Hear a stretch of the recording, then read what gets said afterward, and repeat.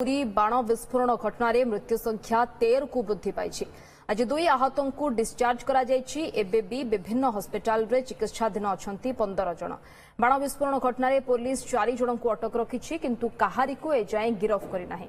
केमिति एवं केउ परिस्थिति रे एते बड़ विस्फोरण हैला, आसंता 5 तारिख रे पुरी सर्किट हाउस परिसर रे एहार तदंत करा जिवो। स्वतंत्र रिलीफ कमिशनर प्रत्यक्ष तत्वावधान रे तदंत हेबो। सेठारे पुरी एसपी, जिलापाल, श्रीमंदिर प्रशासन, अग्निशम अधिकारी एवं पुरीर साधारण नागरिक बैठक रे उपस्थित रही सेवांकर मतामत रखिबे। एहासह मृताहतंकर परिवार मध्य उपस्थित रहिबे।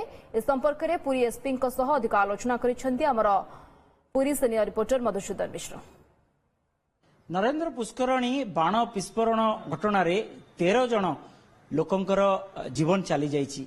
गोटे परिवार 4 जन बाप झियो हेमंत एवं तांको झियो प्रतीक्षा एवं प्रशांत एवं तांको झियो समृद्धि मृत्यु घटी एवं के राजू राव एवं तांको पुओ के अजू राव मृत्यु घटी बेले गोटे आश्वस्तिकर खबर आसुची।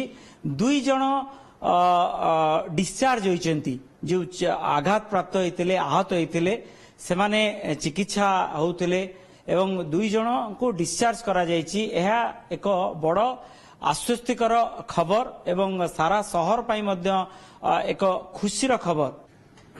देखंतु आज गोटे आम पाखरे गोटे आश्वस्तिकर खबर आछि जे जो माने इंजर्ड हेतिले सेमाने भी चिकित्साधीन अछंती एवं आज 2 जन को सेमाने सुस्थ होइचंती एवं तांको 2 जन को डिस्चार्ज करा होछि एवं सेमाने तांको घर को फेरी आसीबे। पूरा एंटायर पुरीवासी को पई गोटे खुशीर खबर, किंतु ता सत्वे हमें जनकर ना बलराम दास और जनकर ना मनमोहन बेहरा बोलिक जहाँ आमर पाखे सूचना हस्तगत होइछि।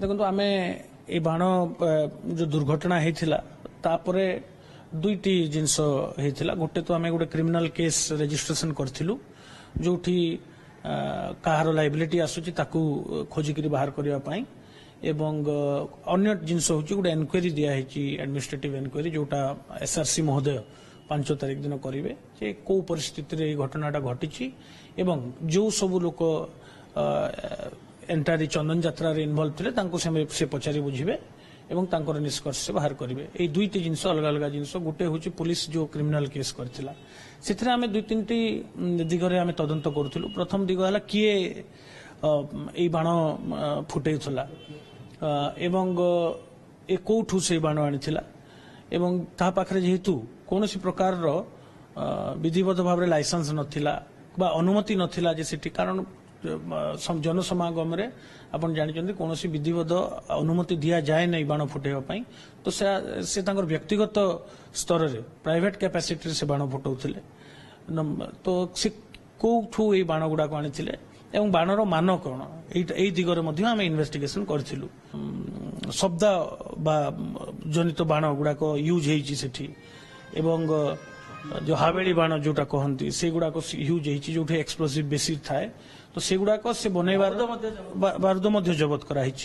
तो गोटे लिमिटेशन थाए प्रत्येक लाइसेंस रे गोटे लिमिटेशन थाए केते से बारूद यूज करि पारिबे को प्रकार रो क्रैकर्स से बनई पारिबे। स्पष्ट हेगलानी से क्रैकर्स को लिमिटेशन क्रैकर्स से माने मोटामोटी भाव स्पष्ट हेगलानी। आमे जेहेतु एटा टिके तदंत सापेक्ष अछि आमे आउ टिके तदंत करूछु तापर आपण मन को आमे आपण सुनुथले जे पुरीर एसपी पिनाक मिश्र से मध्य मर्माहत कारण आमे देखिथिलु जे प्रतिटी क्षण रे से उपस्थित रहिथिले से दिन पूरा राति तमाम किबळी भाबे जो माने आहत होइचंती तांको किबळी भाबे प्रॉपर ट्रीटमेंट दिया जिवो पुरीरू स्थानांतरित करा जिवो एवं प्रॉपरली स्थानांतरित करा जिवो ता उपरे गुरुत्व देथिले एवं प्रतिटी कोणरू मध्य तदंत करा जायछि। एथिरे 4 जन को मध्य अटक रखा जायछि एवं स्पष्ट होई सारलाणी जे जे बाण फुटौथिले तांकर फोन कॉल तांको जहा ठारू से किनिथिले तांकर मध्य फोन कॉल रे रहिछि ता स्पष्ट होई सारलाणी